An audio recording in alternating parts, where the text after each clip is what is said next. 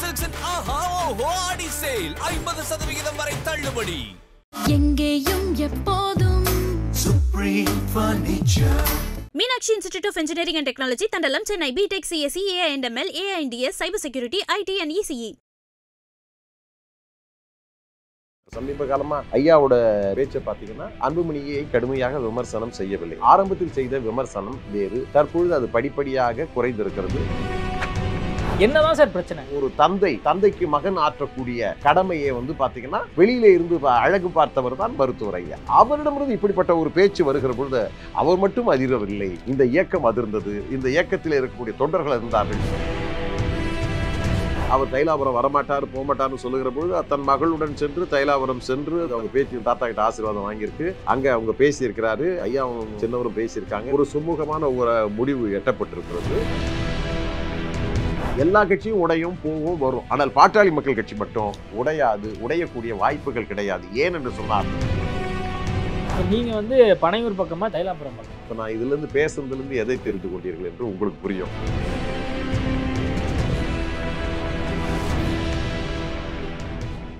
IBC Tamil நேயர்களுக்கு வணக்கம். இன்றைய நேர்காணலில் நம்மோடு இணைந்திருக்கிறார் நீதியின் குரல் சிஆர் பாஸ்கரன் அவர். வணக்கம் சார். வணக்கம் சங்கர் சர்மா. எப்படி இருக்கீங்க? நல்லா இருக்கேன். ஒரு பரபரப்பான தமிழ்நாட்டு அரசியல்ல மிகவும் பரபரப்பாக பார்க்கப்படுறது பாமகக்குள்ள என்ன நடக்குது அப்படிங்கிறது தான். செய்தித்தாள்களையாக இருக்கட்டும், மெயின் ஸ்ட்ரீம்லையாக இருக்கட்டும், டிஜிட்டல்லையாக இருக்கட்டும், எல்லாரும் இதை பற்றி பேசிகிட்டே இருக்காங்க. நீங்கள் பாமகவுக்கு ரொம்ப நெருக்கத்தில் இருக்கக்கூடிய ஒரு நபர். உங்களுடைய அப்சர்வேஷனில், உங்களுடைய புரிதலில் பாமகவுக்குள்ளே என்ன தான் நடக்குது? சங்கர், நீ பரபரப்பான்னு சொல்லிட்டு இருந்த. வன்னியர் சங்கம் பாட்டாளி மக்கள் கட்சியின் தோற்றமே பரபரப்புக்கு பஞ்சமில்லாத ஒரு இயக்கம். இந்த பரபரப்புலாம் ரொம்ப சாதாரண பரபரப்பு. அன்னைக்கு காவல்துறையிலிருந்து, ரிசர்வ் போலீஸிலிருந்து எல்லா துறைகளையும் அலற விட்டுட்டு இருந்த ஒரு இயக்கம் தான் இது. இந்த பரபரப்பு அதெல்லாம் ஒப்பிட்டு பார்க்கிற பொழுது பாட்டாளி மக்கள் கட்சியினுடைய தோற்றம், வன்னியர் சங்கத்தினுடைய போராட்டங்கள், அந்த சமூக நீதிக்காக எடுத்த முன்னெடுப்புகள், அப்பொழுது முன்வைக்கப்பட்ட பல்வேறு பிரச்சனைகளுக்காக இந்த இயக்கம், இந்த அமைப்பு, தலைவர்கள் இயக்கிய விதமெல்லாம் பார்த்திங்கன்னா பரபரப்புக்கு பஞ்சமே கிடையாது. அவைகளை இது ஒப்பிடும் பொழுது இது கடந்து போகும். இது சாதாரணமாக நான் நினைக்கிறேன். அதான், இதெல்லாம் சாதாரணமாப்பா அப்படிங்கிறீங்க. ஆனால் மற்றவங்க இதை அப்படி பார்ப்பாங்களா என்னன்னு தெரில. இப்போது ஒரு பக்கம் ராமதாஸ் அவர்கள் கூட்டத்தை நடத்துகிறாரு, அன்புமணி தனியாக கூட்டத்தை நடத்துகிறாரு. ரெண்டு பேரும் மாறி மாறி கூட்டத்தை நடத்துகிறாங்க. ரெண்டு பக்கமும் ஆட்கள் வர்றதையும் நம்மளால் பார்க்க முடியுது. இப்போ பாமக தொண்டர்களும் வன்னியர் சங்கத்தை சார்ந்தவர்களும் நிறைய பேர் கன்ஃபியூஷன் ஆகிருக்காங்க. நம்ம யார் கூப்பிட்டா போகிறது? ஒன்று இந்த பக்கம் போகிறதா, இல்லை அன்புமணி பக்கம் போகிறதா? இவருக்கு பக்கம் போனால் இவங்க வச்சுப்பார், இவர் பக்கம் போனால் இவருக்கு வச்சுப்பார் அப்படின்னு சொல்லி சில பேர் வீட்டிலே தங்கிடுறாங்க. இந்த மாதிரி சூழல் தான் இருக்குது. இந்த பிரச்சனைக்கான தீர்வு எப்போ தான் வரும் அப்படின்னு எல்லாரும் எதிர்பார்த்து. இப்போ நீங்கள் சொல்கிறது நான் ஒரே வரியில் சொல்கிறேன். இருதலை கொள்ளி இரும்பின் நிலையாக இயக்க தொண்டர்கள் இருக்கிறார்கள், இயக்கத்தினுடைய நிர்வாகிகள் இருக்கிறார்கள். என்ன செய்வது என்று அறியாமல் இதை தான் நீங்கள் கேட்க வந்தீங்க. இதானே உண்மை? அதாவது நான் இதை வேறு கோணத்தில் பார்க்குறேன். அவர் ஒரு புறம் கூட்டங்களை கூட்டுகிறார், அது ஒரு வளர்ச்சியின் அறிகுறி. அன்புமணி அவர்கள் ஒரு பக்கம் கூட்டத்தை கூட்டுகிறார், இது ஒரு வளர்ச்சியின் அறிகுறி. இந்த இரண்டு வளர்ச்சியும் அறிகுறியுமே காலப்போக்கில் இணைந்ததற்கு பிறகு இப்போ ஒரு காலகட்டத்தில் பார்த்திங்கன்னா பொறுப்புகள் கிடைக்காதவர்களுக்கு இப்போ பொறுப்புகள் கிடைச்சிருக்கு, ஒதுங்கி இருந்தவர்களுக்கு பொறுப்புகளை போட்டிருக்கிறாங்க. இதெல்லாம் பார்க்கும்பொழுது பார்த்திங்கன்னா இப்போ நியாயமாக பார்த்தா ஒதுங்கி இருந்தவங்க, கட்சியில் பொறுப்பு கிடைக்காதவங்க வேறு இயக்கத்துக்கு தான் போயிருக்கணும். ஆனால் வேறு இயக்கத்துக்கு யாரும் போகலை. இவ்வளோ பரபரப்பு நீங்கள் சொல்கிறீங்க நடந்து கொண்டிருக்கிற பொழுது, இல்லது வேறு ஏதாவது ஒரு கட்சியிலேயாவது ஐக்கியமாகிருக்கணும். உங்களை மாதிரி சில பத்திரிகைகள் என்ன பண்ணுச்சுன்னா தூண்டில் போட்டு பார்த்துச்சு. அதாவது பாட்டாளி மக்கள் கட்சியினுடைய உட்கட்சி பூசல் காரணமாக இப்பொழுது வெவ்வேறு கட்சிகளுக்கு பயணப்படுகிறார்கள் அப்படி இப்படின்னு சொல்லி போட்டு பார்த்தாங்க. அதெல்லாம் கூட எடுபடலை. ஏன்னா இது ஒரு பேரியக்கம் மட்டுமல்ல, தனிப்பெரும் சமூகமான ஒரு சமூகத்தின் அடையாளமாக இருக்கக்கூடிய இந்த பாட்டாளி மக்கள் கட்சி கோடிக்கணக்கான தொண்டர்கள் நிறைந்தது. அதில் எவ்வளோ தொண்டர்கள் வேணாலும் தோண்ட வந்துக்கிட்டு இருக்கிற மாதிரி பரவி கிடக்கிறக்கூடிய இந்த தொண்டர்களை இன்றைக்கு இவர்கள் பயன்படுத்தி கொண்டிருக்கிறார்கள். எங்களுக்கு எல்லாமே தெரியும். இன்னும் சொல்லப்போனால் தலைவர்களுக்கு நிகராக யோசிக்கக்கூடிய ஆற்றல் படைத்தவர்கள் யாருன்னா இங்கே இருக்கக்கூடிய தொண்டர்கள். அந்த தொண்டர்கள் இது எப்படியோ இந்த பிரச்சனை தீர்வுக்கு வரும். இந்த இயக்கம் சாதாரணமாக ஏதோ கூட்டணிக்கு போகிறதுக்காக உருவாக்கப்பட்டதல்ல, ஆளுவதற்காக உருவாக்கப்பட்ட கட்சி. விளிம்பு நிலை மக்களை ஏற்றம் பெறுவதற்காக உருவாக்கப்பட்ட கட்சி. சமூக நீதியை ஒட்டுமொத்தமாக செயல்படுத்துவதற்காக துடிக்கின்ற ஒரு கட்சி. வகுப்புவாரி பிரதிநிதித்துவத்தை கொண்டு வரக்கூடிய கட்சி. அப்படிப்பட்ட ஒரு கட்சி. அப்போ இந்த தொண்டர்கள் எல்லாம் நல்ல பயிற்சி பெற்றவர்கள். ஐயா கொடுத்த பயிலரங்கம் இருக்கிறது, அன்புமணி கொடுத்த பல்வேறு விதமான அரசியல் நடவடிக்கைகள், இதெல்லாம் ஒட்டுமொத்தமாக பயணப்படக்கூடியவர்கள், பக்குவப்பட்ட தொண்டர்கள். இதை இன்றைக்கு வேடிக்கை பார்த்து கொண்டிருக்கிறார்களே தவிர அது ஒதுங்கி நிற்கவில்லை. ஆகவே இது வளர்கிறது என்று தான் நான் பொருள்பட சொல்வேன். அதான் வளர்கிறது அப்படிங்கிறது ஒரு பக்கம் இருந்தாலும் நிறைய பேர் இப்போ புதிய பொறுப்புகள்லாம் வாங்குறாங்க. காரணம் என்னன்னா, தேர்தல்லாம் வருது, நம்ம ஆக்டிவாக எப்படி கட்சியை வழி நடத்தணும், எப்படி நம்ம வச்சுக்கணும் அப்படிங்கிறது தொடர்பாலாம் அதிகமாக பேசப்பட்டிருக்கு. இன்னொரு பக்கம் என்னன்னா, யாரை புது நிர்வாகியாக போடுறாங்களோ அதை அன்புமணி நீக்கிறார், அல்லது அன்புமணி போடக்கூடிய ஆட்களை இவர் நீக்கிற மாதிரி செய்திகள் வருது. இப்போ மாறி மாறி இப்படி நீக்குவதுமாக அல்லது சேர்த்துவதுமாக அப்படிங்கும்போது, அப்போ நம்பி இந்த கட்சிக்கு எப்படி நம்ம வேலை பார்க்கலாம் அப்படிங்கிற ஒரு கேள்வியும் இருக்குல்ல. சங்கர், நீங்கள் சொல்கிறதெல்லாம் பார்த்தீங்கன்னா, அப்போ எடுத்தேன் கவிழ்த்தேன்னு சொல்லிட்டு நீக்கிறது கிடையாது. இப்போது அன்புமணி போடுற பொறுப்பாளர்களை எனக்கு தெரிஞ்சு மருத்துவர் ஐயா நீக்கிற மாதிரி நான் பார்க்கல. அதே மாதிரி ஒரு சிலரை அன்புமணி அவர்கள் நீக்கி இருக்கிறார்கள் என்று சொன்னால் அது அவருடைய அரசியல் சூழ்நிலை, காலத்தின் கட்டாயம் என்கிற அடிப்படையில் தான். இப்போ அருளை நீக்கி இருக்கிறார் என்கின்ற வருகிற பொழுது, அருள் அன்புமணி வளர்த்த புள்ள, அன்புமணி வளர்த்த பையனே சொல்லலாம். அன்புமணிக்காகவே உழைச்ச ஒரு ஆள் இன்னைக்கு வாய்க்கு வந்ததை பேசுகிறார் என்று வருகிற பொழுதும், அதாவது அந்த அந்த அந்த பொறுப்பும் கடமையும் தவறி பேசுகிறார் என்று வருகிற பொழுதும் அவர் எடுத்த நடவடிக்கை. ஆனால் அது காலப்போக்கிலே சரியாயிடும் கூட.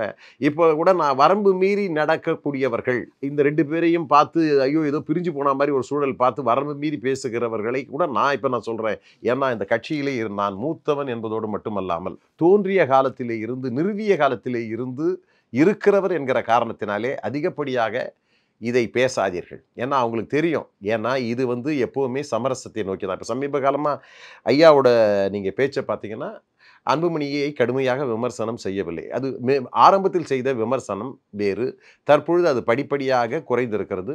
செயற்குழுவிலே கூட அதை பற்றி அவர் பெரிதாக பேசவில்லை. ஆகவே ஒரு சூழ்நிலையை நோக்கி பத்திரிகையாளருடைய கேள்வி, உங்களை மாதிரி பத்திரிகையாளர் கேட்கறது கூட அவர் சொல்கிறாரு எல்லாம் சரியாயிடும் அப்படின்ற மாதிரி தான் சொல்லிட்டு இருக்காரு. நாங்களும் அந்த நாள் என்றைக்கு அப்படின்னு தான் நாங்கள் காத்துக்கோம். அதான் நான் கூட ஐயாட்ட தொலைபேசி வாயிலாக ட்ரை பண்ணேன். திரும்ப நீங்கள் அதையே கேட்குறீங்க, வேற ஏதாவது சப்ஜெக்டாக பேசுவோம் அப்படின்னு சொல்லி அவருமே நம்மக்கிட்ட சொன்னதை நம்ம உங்களுக்கு தகவலாக பரிமாறுறேன். முக்கியமான விஷயம் என்னென்னா சார், இப்போது ஜிகே மணியெல்லாம் மன வருத்தத்தில் இருக்கேன் அப்படிங்கிறத ரொம்ப வெளிப்படையாக சொல்கிறாரு. இப்போ உங்களுக்கு எதுவும் மன வருத்தம் இருக்கா? இந்த மாதிரி 2 பேர் இப்படி இருக்காங்களே, இப்போ நீங்கள் ஆரம்பத்துலேருந்தே சொல்கிறீங்க நான் கட்சி ரொம்ப நீண்ட நாளாக ட்ராவல் பண்ணுறேன் அப்படின்னு சொல்லி, உங்களுக்கு எதுவும் அந்த வருத்தங்கள் அல்லது என்னடா இப்படி போயிட்டே இருக்கே, தொடர்ந்து நீண்டுக்கிட்டே இருக்கே, பல மாதங்கள் ஆகிட்டே இருக்கே? எனக்கு அதெல்லாம் ஒரு வருத்தங்கள் கிடையாது. ஏன்னா தான் சொன்னேன், ஆரம்பத்திலிருந்து நாங்கள்லாம் சிறைச்சாலையெல்லாம் பார்த்துட்டு வந்திருக்கிறோம். இப்போ நானே 35 முறை ஜெயிலில் இருந்திருக்கிறேன். தமிழர் வாழ்வுரிமை மாநாடு நடத்தப்படுகிற பொழுது அதன் அடிப்படையில் 6 மாதம் சிறையில் எங்கள்லாம் அடைச்சிருக்கிறாங்க. குரு மாதிரி ஆட்கள்லாம் பார்த்தீங்கன்னா தேசிய பாதுகாப்பு சட்டத்தில் பல முறை அடைக்கப்பட்டிருக்கிறார்கள். அதே மாதிரி பார்த்தீங்கன்னா எங்களை பொறுத்தவரையில் நிறைய உழைப்பை கொடுத்தவர்கள், சிறைக்கு சென்றவர்கள்லாம் கூட இப்போ அமைதியாக தான் இருக்கிறாங்க. அந்த வகையில் பார்த்தீங்கன்னா தியாகச்செம்மல் ஜிகே மணி அவர்களுடைய உழைப்பும் நாம் மதிக்கத்தக்கது தான். ஆனால் அவரை விட கடுமையாக உழைத்தவர்கள், கடுமையாக ஜெயிலுக்கு சிறைக்கு சென்றவர்கள்லாம் மன வருத்தம்லாம் ஒன்றும் படலை யாருமே. அவருக்கு அவர் நிறைய மன வருத்தம் படுறதுக்கு அவர் ஒன்றுமே இல்லை, அவர் நல்லா தானே இருக்காரு. இல்லை, அவர் பொது வெளியில் சொல்கிறாரு, ஐயாவும் அதை புரிஞ்சுக்க முடியுது என்னால் அவரோட வழியை அப்படின்லாம் சொல்லி சொல்கிறாரு. பொதுவாக நம்ம தியாகச்செம்மல் ஜிகே மணியை பொறுத்த வரையிலும் நிறைய பதவிகளை வகித்தவர். ஏறக்குறைய பாட்டாளி மக்கள் கட்சியில் 25 ஆண்டுகளுக்கு மேலாக தலைவராக இருந்திருக்கிறார். சட்டமன்ற உறுப்பினர்களாக எங்களுக்கு கிடைக்காத அரிய வாய்ப்பெல்லாம் அவருக்கு கிடைத்திருக்கிறது. கொடுத்திருக்கிறார்கள், மருத்துவர் ஐயா அவர்கள் கொடுத்திருக்கிறார். அவரும் மேடைகளில் பேசுகிற பொழுது பேலன்ஸாக தான் பேசுவார். வேறு 2 பேரையும் பார்த்து பேலன்ஸாக தான் கொண்டு போவார். அதில் எந்த ஒரு வகையிலையோ தவிர்க்க முடியாமல் அவர் இப்போ ஐயா பக்கம் நின்று பேச வேண்டிய ஒரு கட்டாயத்திற்கு தள்ளப்பட்டிருக்கிறார். அதை தான் அவர் மன வருத்தம் அப்படி சொல்கிறாரே தவிர, அதில் என்னை பொறுத்தவரையில் ஜிகே மணிக்கு அவருடைய உழைப்புக்கு ஏற்ற வகையிலே ஐயா அவர்களும் அன்புமணி அவர்களும் அவரை நல்ல ஒரு நிலைக்கு, நல்ல உச்சிக்கு கொண்டு போய் வைத்திருக்கிறார்கள் என்று தான் எனக்கு தெரிகிறது. அதான் ஜிகே மணி பேசும்போது அன்புமணிக்கு நான் பேசிகிட்டு இருக்கேன், ஐயாட்டி நான் சொல்லிட்டு தான் இருக்கேன், ஆனால் சீக்கிரம் முடிஞ்சால் சந்தோஷமாக இருக்கும் அப்படிங்கிற பதில தான் அவருமே சொல்கிறாரு. இப்போது என்னதான் சார் பிரச்சனை? உங்களுடைய அப்சர்வேஷனில் நீங்கள் வெளிப்படையாக சொல்லுங்கள், என்னதான் பிரச்சனை? என்னதான் பிரச்சனையாக இருக்கும்? ஒன்றும் பிரச்சனை? அவர் தான் அந்த பிரச்சனையை பற்றி ஐயாவே பேசுகிறாரு. ஒன்றுமே பிரச்சனை இல்லை அப்படின்னு சொல்கிறார். சமீபத்தில் நடைபெற்ற ஒரு மிகப்பெரிய மாநாடு, அந்த பெரிய மாநாடு 15 லட்சம் பேருக்கு கலந்து கொண்டார்கள். உங்களுக்கு தெரியும், அந்த மாநாட்டில் நான் எம்சி பண்ணேன், மாஸ்டர் ஆஃப் செரமனி பண்ணேன். 3 மணிக்கு பிடிச்ச மைக்கை இரவு 10 மணி வரையிலும் பிடிச்சி பண்ணிகிட்டு இருந்தேன். அவ்வளோ எழுச்சி, தொண்டர்கள் இளைஞர்கள் எழுச்சியோடு இருந்தாங்க. அப்போவும் முட்டல்கள் முரசல்கள் எல்லாமே இருந்தது. எனக்கும் மேடையில் அது தெரிஞ்சது. ஆனாலும் கூட அது தெரியாத அளவிற்கு நல்லா இருந்தது. அன்புமணியோடைய பேச்சு சமூக நீதிக்கான ஒரு பேச்சாக இருந்தது. இந்த ஆட்சியாளர்கள் வஞ்சித்த கொடுமை, திராவிட முன்னேற்ற கழகம் செய்த கொடுமை, திராவிட முன்னேற்ற கழகம் ஏன் ஜாதிவாரி கணக்கெடுப்பு எடுக்கவில்லை என்பதை அழுத்த திருத்தமாக பதிவு செய்தார். அவருடைய பேச்சிலே திமுக சாடல் இருந்தது, ஸ்டாலின் சாடல் இருந்தது. அதே நேரத்திலே இடஒதுக்கீட்டை பெற வேண்டும், 20% இடஒதுக்கீடு கேட்ட நமக்கு 10.5 கூட கொடுக்க முடியாமல் இந்த அரசு தடுக்கிறதே, அதுவும் ஸ்டாலின் அவர்கள் தடையாக இருக்கிறாரே, திமுக தடையாக இருக்கிறது என்ற கோபத்தை மாநாட்டிலே வெளிப்படுத்தினாரா இல்லையா? அதை நீங்க பார்த்திருப்பீங்க. அப்போ அந்த மாநாடை பொதுவாக அந்த பேச்சு உற்சாகப்படுத்தியது. அதே நேரத்திலே அதே மாநாட்டிலே பேசிய மருத்துவர் ஐயாவினுடைய பேச்சு அந்த கட்சிக்காரர்களுக்கு, தொண்டர்களுக்கும், நிர்வாகிகளுக்கும் ஒரு எச்சரிக்கை மணியாகத்தான் அவர் சொன்னார். கடல்ல தூக்கி போட்டுருவேன், ஏன் நீங்க இந்த மாதிரி எனக்கு செயல்பாடு வேணும் அப்படின்னு. அன்னைக்கு அந்த மாநாட்டில் அவர் கடுமையாக பேசினார், கடுமையை காட்டினார். அதுல மாற்று கருத்துக்களை அது கட்சி தொண்டர்களுக்கு நல்வழி காட்டுகிற விதமாக சட்டமன்ற உறுப்பினர்கள் தங்கள் பொறுப்பையும் கடமையும் உணர்ந்து செயல்பட வேண்டும். உதாரணமாக அருள் மாதிரி ஆட்கள் அது மாதிரி பொறுப்பும் கடமையும் உணர்ந்து அப்படி செய்யலைன்னா நான் கடலில் தூக்கி போட்டுருவோம் அப்படின்ற மாதிரி தான் அவர் பேசினார். அதாவது யாரையும் பாரபட்சம் பார்க்காம தான் சொன்னார். பக்கத்தில் ஜி.கே. மணியும் உட்கார்ந்துருந்தார். அவருக்கும் இருக்கலாம், இல்லை மற்ற ஏனைய சட்டமன்ற உறுப்பினர்களுக்கும் ஒரு எச்சரிக்கை மணியாக இருக்கலாம். ஏன்னா பொதுவாக இந்த கட்சியில் பார்த்திங்கன்னா ஆரம்பத்திலிருந்து சட்டமன்ற உறுப்பினர்கள், நாடாளுமன்ற உறுப்பினர்கள், மத்திய அமைச்சர்கள், சட்டமன்ற உறுப்பினர்கள், உள்ளாட்சி பிரதிநிதிகள், அதே உள்ளாட்சி பிரதிநிதிகள்லேயே சேர்மனாக இருக்கிறவங்க, டிஸ்ட்ரிக்ட் சேர்மனாக இருக்கிறவங்க அப்படின்னு நிறைய பேர் தேர்ந்தெடுக்கப்பட்டு, இப்போ ஏதோ இன்றைக்கி ஆரம்பித்த கட்சி கிடையாது இல்லையா, 30 ஆண்டுகளுக்கு மேலான கட்சி. அது சமூக ரீதியாக பார்க்க பார்த்திங்கன்னா 45 ஆண்டு கால அந்த பாரம்பரியம் இருக்குது. அப்பேற்பட்ட கட்சியில் அவ்வளோ பேர் உறுப்பினர்களாக இருந்திருக்கிறாங்க. இப்போ நிறைய பேருக்கு சில கட்சிகள் ஆரம்பிச்சிருக்கிறாங்க, அவங்களுக்கு உறுப்பினர்களே கிடையாது. ஒரு உறுப்பினர் சட்டமன்றத்தை கூட எட்டி பார்க்கல. இப்போ சில பேர் புதிய கட்சி ஆரம்பித்து வச்சுருக்காங்க. அப்போ பாமகவுக்கு உள்ளே இருக்கக்கூடிய கட்சி, அவ்வளோ பெரிய மாநாடு நடத்துகிற கட்சி, அவ்வளோ சிக்கல்கள் பிரச்சனைகள் வருவதற்கான வாய்ப்புகள் இருந்தாலும் கூட இப்போ இதெல்லாம் நான் எப்படி பார்க்குறேன்னா, இதை ஒழுங்குபடுத்தல், சரிப்படுத்தல், அதுக்கு பிறகு கட்சி மற்ற இப்போ நீங்கள் வளர்ந்த கட்சியெல்லாம் அதிமுக, திமுகலையும் இந்த நிலையில் இருந்திருக்கு. அதையெல்லாம் தாண்டி இப்போ பாட்டாளி மக்கள் கட்சி, ஏன்னா இது வளர்ந்த கட்சி அப்படின்ற அடிப்படையில் தான் இப்போ இது ஒழுங்குபடுத்தல் நடந்து கொண்டிருப்பதாகத்தான் நான் கருதுகிறேன். ஒழுங்குபடுத்துதல் நடந்து கொண்டிருக்கிறது. இது மற்ற கட்சிகளுக்கு ஏற்கனவே நடந்த ஒரு விஷயம் அப்படின்னு நீங்கள் சொல்கிறீங்க. இப்போ ஐயா என்ன நினைக்கிறாரு, கட்சி அடுத்த லெவலுக்கு நம்ம கட்சி அங்கீகாரம் பெறணும் அப்படிங்கிறதுக்காக பல்வேறு முயற்சிகளை பண்ணுறேன். கொஞ்ச நாள் நான் தலைவராக இருக்கேன், அடுத்து அவர் தான் அப்படிங்கிறது எல்லாருக்குமே தெரிஞ்ச விஷயம் தான், அதை நான் வெளிப்படையாக ஒத்துக்கிறேன் அப்படின்னு சொல்லிட்டாரு. ஆனால் அன்புமணி இதை பற்றி வெளிப்படையாக பேசவே மாட்டேங்கிறார். இல்லை, அன்புமணி அவர்களை பொதுவாக ஏற்கனவே அவருடைய தோற்றம், அவருடைய பேச்சு, அவருடைய செயல்பாடுகள் எல்லாமே பார்த்திங்கன்னா, அவர் ஐயா சொன்ன மாதிரியே இளம் வயதிலேயே மத்திய குடும்ப நல்வாழ்வுத்துறை அமைச்சராக பொறுப்பேற்றார். அப்போ அவர் பொறுப்பேற்றதை இவரே பலமுறை பறைசாற்றியிருக்கிறார். இப்படிப்பட்ட ஒரு அமைச்சரை, இப்படிப்பட்ட செயல்பாடுகள் செய்தவரை, ஆணிலம் புகழ்ந்தவரை, உலகமே புகழ்ந்த ஒரு மாபெரும் ஒரு அமைச்சரை வேறு யாருமே இல்லை அப்படின்னு நற்சான்றிதழ் கொடுத்தவர் யார்? மருத்துவர் ஐயா தான் கொடுத்தார். இது மாதிரி ஒரு தலைவர் தலைமை பண்பு உடையவர் யார் அப்படின்னு நற்சான்று கொடுத்தது யார்? ஐயா தான் கொடுத்தாரு.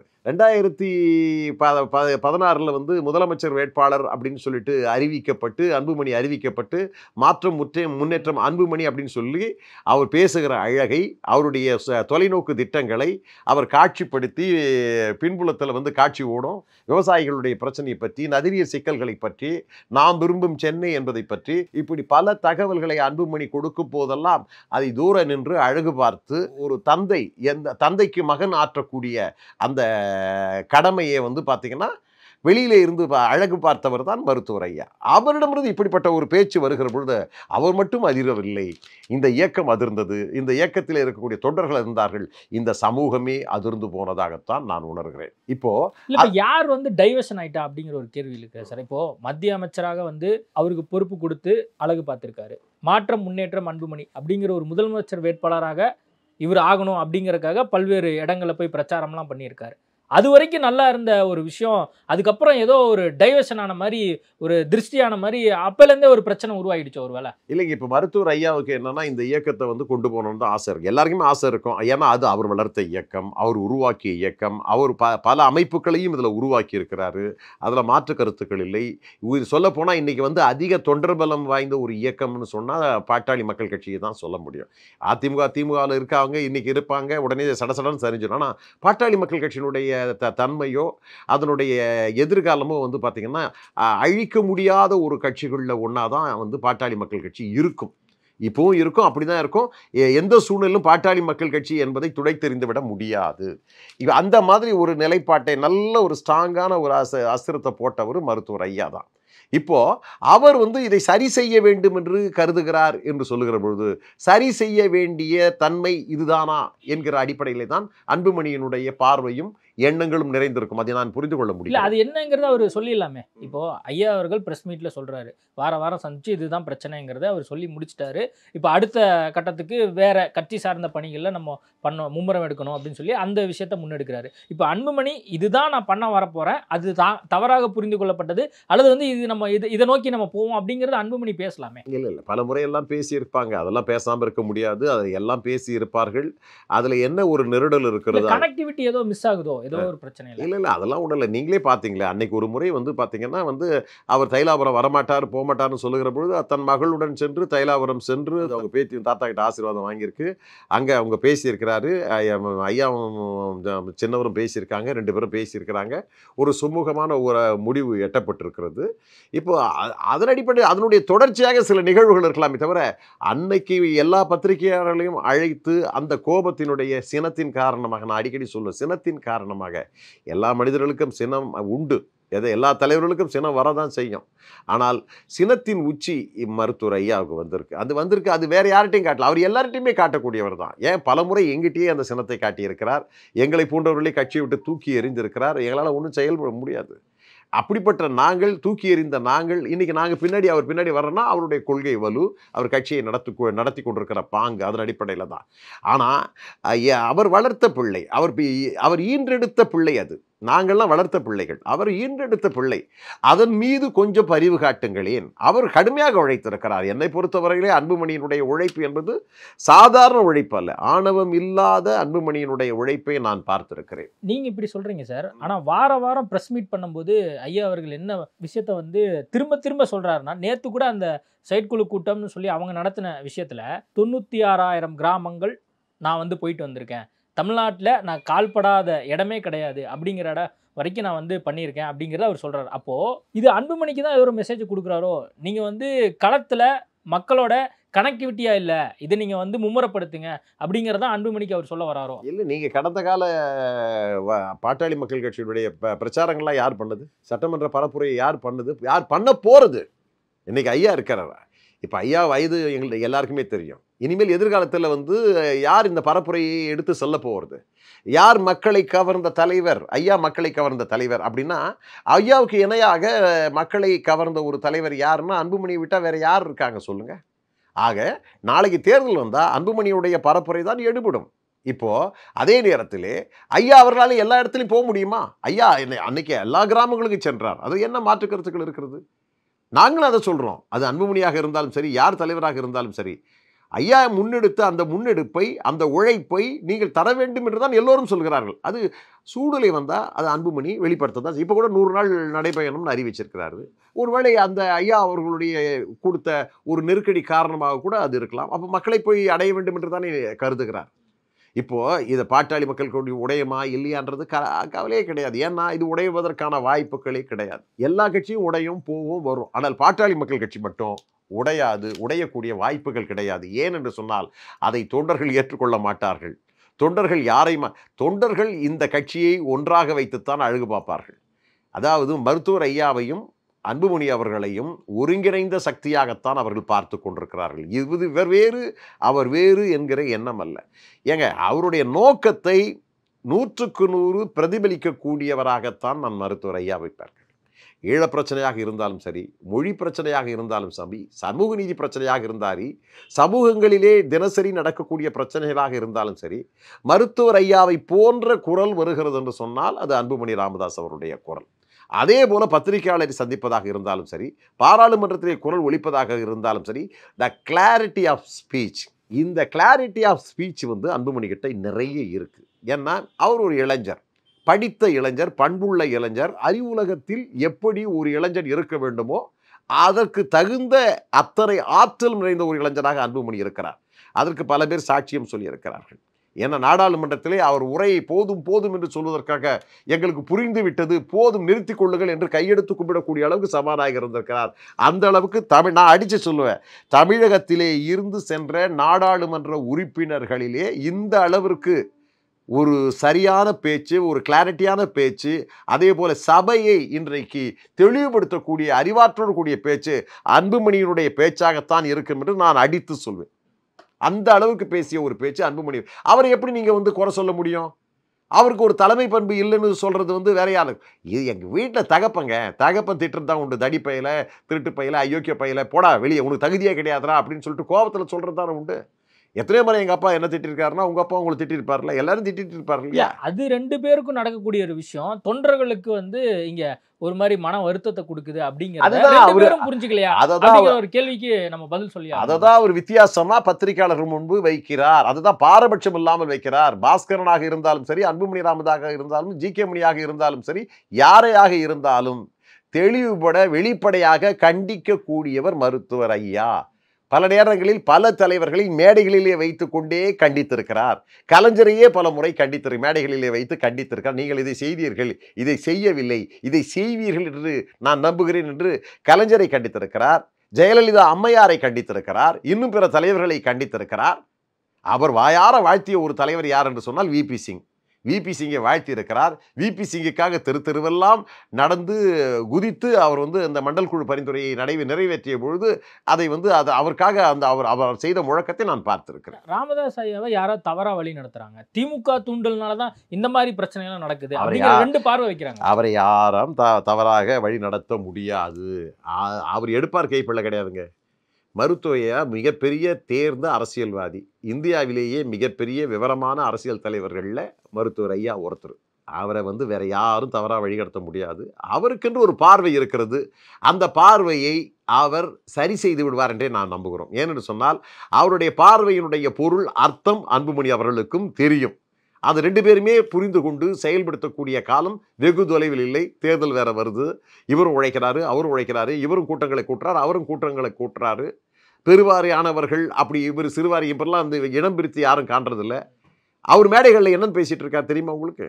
அவர் போய் மருத்துவர் ஐயாவின் புகழை தான் பேசிட்டு இருக்காரு. மருத்துவர் ஐயாவோட புகழ் ஒவ்வொரு கூட்டங்கள்லையும் மருத்துவர் ஐயாவின் புகழை தான் அன்புமணி புகழை பேசிக்கிட்டு இருக்காரு. வேற என்ன பேசிட்டு இருக்காரு? இல்ல, ஐயா வழியில தான் நம்ம எல்லாம் நடப்போம் அப்படின்னு சொல்லிட்டு அதுக்கப்புறம் வேற ஒண்ணு பண்றாங்க இவங்க அப்படின்னு ஐயாவிலே எங்க புரிஞ்சுக்கிறவங்க 1000 புரிஞ்சுக்கிட்டங்க. வேற வழியே கிடையாதுங்க. நீங்க அவர் போட்டிருக்கிற ரூட் இருக்க அந்த ராஜபாட்டு இல்ல சார், நேத்து ஐயா செயற்குழு கூட்டம் நடத்துறாரு. அதுக்கப்புறமாக ஆல்ரெடி இப்போ அன்புமணியும் தலைமை கூட்டம் ஒண்ணு நடத்தி அங்க என்னென்னலாம் நிறைவேற்றப்பட்டதோ அதெல்லாம் செல்லாது, ஏன்னா முழு அதிகாரமும் என்னிடம் தான் இருக்கு, நான் தான் தலைவர், இங்க இருக்கக்கூடிய மக்கள் தான் முக்கியமான நபர்கள் அப்படிங்கிறத அன்புமணியை அவரோட அந்த அறிக்கையில தீர்மானத்துல அவங்க ஒரு நோட்டிபிகேஷனா கொடுக்குறாங்களே. இல்ல, அது சூடு. அது நானும் நீங்க சொல்றது நான் உங்க கேள்வியினுடைய அர்த்தம் எனக்கு புரியுது. அது இதற்கு எதிர்வினை ஆற்றித்தான் தீர வேண்டும். இது அந்த செயற்குழுக்கு எதிர்வினை ஆற்றித்தான் தீர வேண்டும் என்கிற ஒரு கட்டாய நெருக்கடி காரணமாகத்தான் அதை அன்புமணி அவர்கள் செய்திருப்பாரே தவிர அதுல எந்த உள்நோக்கத்தையும் நம்ம கற்பிக்க முடியாது. இன்றைக்கு அவர் ஒரு நெருக்கடியை கொடுக்குறாருன்னு சொன்னா அந்த நெருக்கடியை அவங்க தடுக்கிறாங்க. வேற ஒண்ணுமே நீங்க வேற எந்த பொருள்பட முடியாது. இதான் சொன்ன, இது காலப்போக்கிலே சரியாகிவிடும். இதையே மருத்துவர் ஐயா சொல்றாரு, பொறுப்பாளர்கள் வருவார்கள், பொறுப்பாளர்கள் போவார்கள், பொறுப்பாளர்கள் வருவோம், எனக்கு இது ரொம்ப பிரியமா இருக்கு, நான் வச்சுக்க போறேன் அப்படின்னு சொல்றாரு. ஆனால் அதே நேரத்தில் ஒருத்தருக்கு மகுடம் சூட்டி விட்டு அவரை அவர் தலைவர் என்று அறிவித்து விட்டு அவர் செயல்பாட்டை செய்து கொண்டிருக்கிற பொழுது ஒரு காலத்துல பாமக இருந்த நிலை எனக்கு தெரியுங்க. அன்புமணி தலைவரானதற்கு பிறகு எவ்வளவு எழுச்சியோடு இளைஞர்கள் வந்து கொண்டிருக்கிறார்கள் என்று எங்களுக்கு நல்லாவே தெரியும். அது மருத்துவர் ஐயா அவர்களுக்கு தெரியும். இன்னைக்கு எவ்வளவு எளிமையாக இருந்த இந்த இயக்கம் இன்றைக்கு ஆரவாரத்தோடு, இன்றைக்கு ஆர்ப்பாட்டத்தோடு இன்றைக்கு பரவி கிடக்கிறது என்று சொன்னா பல பேர் பார்ப்பாம. இன்னைக்கு எல்லாருமே எதை பத்தி பேசுறீங்க? பத்திரிகையாளர்கள் ஏன் இப்படி இதை பத்தி பேசிட்டு இருக்கீங்க? அவரை கிண்டி கிளறி எடுத்து அவர்கிட்ட இந்த வாயிலிருந்து ஏதாவது ஒரு வார்த்தையை வச்சு அதன் மூலமாக இந்த இயக்கத்தை பிளவுபடுத்த வேண்டும் என்று நினைக்கிறவர்கள் எதிர்கட்சிக்காரங்க நினைக்கிறாங்க. இந்த கட்சி வளர்ந்து விடக்கூடாதுன்னு நினைக்கிறாங்க. அவங்க பத்திரிகையாளர்களை பயன்படுத்தி கொண்டிருக்கிறார்கள். ஆனால் பத்திரிகையாளர்கள் பொறுத்தவரையிலையும் ஒரு வகையிலே மறைமுகமாக இந்த இயக்கத்திற்கு சிறப்பான சேவையை செய்து கொண்டிருக்கிறார்கள் என்றுதான் நான் கருதுகிறேன். அன்புமணி பேசினதுன்னா திமுக தூண்டுதல்னு சொல்றாரு, அது எதை மீன் பண்ணி அவர் சொல்றாரு? அதாவது அவர் மாநாட்டு, நான் தான் ஆரம்பத்தில் சொன்னேன், மாநாட்டிலே கடுமையாக விமர்சனம் பண்ணார். இடஒதுக்கீடு தரல, நான் இடஒதுக்கீடுக்காக போராட்டம் பண்ண போறேன்னு அறிவிச்சிட்டு இருக்காரு. உண்மையிலே நிலுவையிலே இருக்கு. அது நிலுவையிலே கொடுக்காத ஒரு அரசு எதுன்னா திமுக அரசு. அப்படிப்பட்ட ஒரு திமுகவையோ ஸ்டாலினையோ மறைமுகமாக பாட்டாளி மக்கள் கட்சியிலிருந்து பாராட்டுகிற ஒரு குரல் வருகிறது என்று சொன்னால் அதை வந்து தடுக்க வேண்டிய பொறுப்பும் அதற்கு பதில் சொல்ல வேண்டிய பொறுப்பும் மருத்துவர் அன்புமணி ராமதாஸுக்கு உண்டு. ஆகவே அந்த தலைவர் பொறுப்பை ஒரு அறிவித்த மருத்துவர் ஐயாலே தலைவர் கட்டி தழுவி ஆறத் தழுவி கொடுக்கப்பட்ட பதவி தான் இந்த பதவி. அதுவும் வந்து மிகப்பெரிய பொதுக்குழுவை கூட்டி அது சொல்லப்பட்டு இன்றைக்கு ஐயாவுடன் அருகிலே அமர்ந்து கொண்டிருக்கிற ஓய்வறியா உழைப்பாளி ஜி.கே. மணி அவர்கள் தான் அதை அந்த தீர்மானத்தையே வாசிக்கிறார். மகுடம் சூட்டப்படுகிறது. நீங்கள் இந்த இயக்கத்தை கொண்டு செல்ல வேண்டும், அரியணையிலே அமர்த்தப்பட வேண்டும் என்பதற்காகத்தான் இந்த நிகழ்வு நடக்கி 2016 கொடுக்கல அவருக்கு. 2016 முதலமைச்சர் வேட்பாளர் தான். 3 ஆண்டுகளுக்கு முன்பு தான் நாங்கள் வந்து அவருக்கு கொடுக்குறோம். உடனே நீங்கள் இறங்கு செயல்படுன்னா சொன்னால் அது வந்து எப்படி இருக்கும். ஆனால் சொல்லுகிறவர் வேறு யாரோ அல்ல, மருத்துவர் ஐயா என்று வருகிற பொழுது தான் இந்த பிரச்சனைகளே ஏற்படுகிறது. இப்போது வேற யாருன்னா இது மாதிரி பண்ணாங்கன்னா அவர் அன்புமணி அவர்களை தலைவர் பதவியில் இருந்து இறங்குகள் என்று சொன்னால் எங்களுக்கு கோபம் வரும். ஆனால் அன்புமணியை பதவி விட்டு எனக்கு விட்டு கொடு என்று சொல்லுபவர்கள் வேறு கொடுத்தவர். அதுதான் ராமாயணத்தில் என்ன இப்போல்லாம் சமீபத்தில் உதாரணம் காட்டிட்டு இருக்காங்க. ராமாயணத்தில் உதாரணம் காட்டிட்டு இருக்காங்க. அந்த மாதிரி உதாரணமாக பார்க்கும்பொழுது ராமனும் லட்சுமணனும் நீர் தாடகையை நோக்கி சென்று கொண்டிருப்பார்கள் தாகத்துக்காக. பின்னாடி இருந்த அம்பு இருக்கும். அது அந்த காலத்தில் தண்ணீர் குடிக்கணும்னா அந்த அம்போடு இருக்கக்கூடாது. அந்த அம்பை குத்திட்டு தான் போவாங்க. குத்திட்டு அவங்க தண்ணீரை நீர் பருகி விட்டு வெளியே வருகிற பொழுது அந்த அம்புக்கு அடியில் வந்து பார்த்தீங்கன்னா ஒரு தேரை இறக்கும் தருவாயிலே இருந்தது. உடனே ராமன் கேட்குறார் அந்த தேரையை பார்த்து, தேரையே நான் குத்தும்போது கத்தி இருக்கலாமே அப்படின்னு சொல்லிட்டு. வேறு யாராவது குத்தி இருந்தால் நான் ராமா என்று கத்தி இருப்பேன். அந்த ராமனே குத்தும்போது நான் யாரை சொல்லி அழைப்பேன் என்று அந்த தேரை சொன்னதாம். அது மாதிரி தான் வேறு யாராவது அன்புமணி அவர்களை புண்படுத்தி இருந்தால் குத்தி இருந்தால் நாங்கள் ஐயா இதை பாருங்க இந்த மாதிரி கொடுமை நடக்குதுன்னு சொல்லலாம். வேறு ஐயாவே இதை செய்கிற பொழுது நாங்கள் யாரை சொல்லி அழைப்போம் என்பதைத்தான் நாம் சொல்ல முடிகிறது. இந்த வகையில் இதை நீங்கள் புரிந்து கொண்டிருப்பீர்கள், இதை பார்க்கிறவர்களும் புரிந்து கொண்டிருப்பார்கள் என்று நான் நம்புகிறேன். அதான் ஏ ஃபார்ம் பி ஃபார்ம் கையெழுத்து போடுற இடத்துல நான் தான் இருக்கேன். என் கூட யார் இருக்காங்களோ அவங்களுக்கு தான் வந்து அந்த வரக்கூடிய 2026 தேர்தல் போது வாய்ப்பு வழங்கப்படும் அப்படின்னு சொல்லி ஐயா அவர்கள் சொல்றாங்க. இதுதான் அரசியல் ராஜதந்திரத்தினுடைய உச்சம். இப்போ நம்ம முடிவுக்கு வரக்கூடிய காலகட்டத்தில் இருக்கு. எதை நோக்கி நாம் பயணப்படுகிறோமோ, எதை பற்றியெல்லாம் அதிகமாக நாம் பேசி கொண்டிருக்கிறோமோ, தேர்தலை பற்றியும் தேர்தலுக்கான படிவங்கள் வழங்குதல் குறித்தும் எனக்கு அந்த அதிகாரம் வேண்டும் என்கிற ஆசையை அவர் வெளிப்படுத்தியிருக்கிறார் என்பதோடு அதுதான் என்ன நான் தான் அப்படி என்று சொல்லுகிற பொழுது அதை விட்டு கொடுக்கறதுல ஒன்றும் தப்பு கிடையாது. ஏன்னா அதை அவர் தான் அது ஆரம்பத்திலே இருந்து செய்து கொண்டிருந்தார் என்று சொன்னால் அந்த நடைமுறை தொடரும் என்று சொன்னால் அதை அன்புமணி புரிஞ்சுப்பாரா? அவர் விட்டு கொடுத்துருவாரா? ஏ ஃபார்ம் பி ஃபார்ம்ல கையெழுத்து போடுற விஷயத்த இதெல்லாம் ஒரு சாதாரண விஷயங்க. இதெல்லாம் ஒரு சாதாரண விஷயம். இது ஒரு சாதாரண சாமானியமான விஷயம். அதை அவரும் புரிந்து கொள்வார், இவரும் புரிந்து கொள்வார். இது ஒரு பெரிய பிரச்சனையே இல்லை, விடுங்க. ஓகே, இப்போ நீங்க வந்து பனையூர் பக்கமா தைலாபுரம் பக்கமா? இப்போ நான் இதிலிருந்து பேசுனதுலேருந்து எதை தெரிந்து கொண்டீர்கள் என்று உங்களுக்கு புரியும், பார்க்குறவங்களுக்கும் புரியும். ஆகவே நம்மை பொறுத்தவரையிலே இந்த இயக்கம் கட்டுக்கோப்பாக கொண்டு வர வேண்டும். நாங்கள்லாம் ஐயா வளர்த்த பிள்ளைகள். அதே மாதிரி ஐயா சொன்ன சொல் தவறாமல் இன்றைக்கு அன்புமணி போன்ற நல்ல தலைமை இந்த சமூகத்தை ஒன்றாக்கி உருவாக்கி வளர்த்தெடுத்து மிகப்பெரிய அரசியல் ஆளுமையாக வர வேண்டும் என்கிற எண்ணம் நமக்கும் உண்டு. அதன் மூலமாக இந்த தமிழகம் செழிக்க வேண்டும் என்கிற ஆற்றலின் அடிப்படையிலே தான் இதை நோக்கி பயணப்பட்டு கொண்டிருக்கும். அடுத்து பாமக தொண்டர்களுக்கு நீங்க சொல்ல வர்றது என்ன? ஏன்னா 2 பேரும் அவங்க சொல்ல வேண்டிய அவசியமில்லை. அவர்கள் சரியாக இருக்கிறார்கள், புரிந்து கொண்டிருக்கிறார்கள், ஒன்றுபட்டு இருக்கிறார்கள், ஓரணியில் இருக்கிறார்கள். ஓரணி என பேரணி புறப்படும். அதை கண்டு உலகம் உண்மை உணரும் காலம் வெகு தொலைவில் இல்லை. நிச்சயமாக இந்த தொண்டர்கள் எல்லாவற்றையும் சகித்துக் கொள்வார்கள், புரிந்து கொள்வார்கள், அதன் வழி நடப்பார்கள். ஓகே சார், நிறைய விஷயங்கள் குறித்து பேசியிருக்கோம். நேர்காணல் கொடுத்ததுக்கு மிக்க நன்றி. நன்றி. சென்னை சில்க்ஸின் ஆஹா ஓஹோ ஆடி சேல் 50% வரை தள்ளுபடி. எங்கேயும் எப்போதும் Supreme Furniture.